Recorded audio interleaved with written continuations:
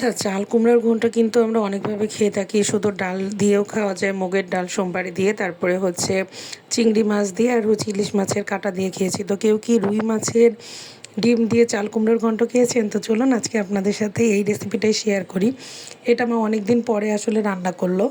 আমি ভুলেই গিয়েছিলাম এই রেসিপির কথা। তো মা আজকে রান্না করাতে আমি বললাম যে তাহলে চলো আমি হচ্ছে রেসিপিটা ধারণ করি এবং এটা শেয়ার করব।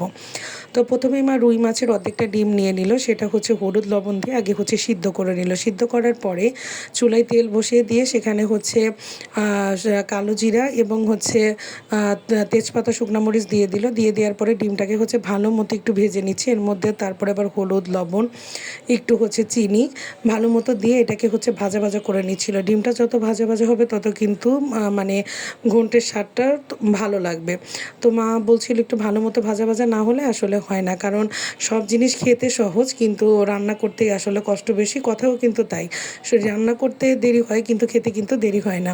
তো এইভাবে নাড়াচাড়া করতে করতে মা আবার এর মধ্যে মরিচ দিয়ে দিল। তেলের উপর মরিচ দিলে কিন্তু ঝালটা একটু বেশি থাকে, আর আমরা কাঁচা লঙ্কার ঝালটাই মোটামুটি সব কিছুতে খেয়ে থাকি।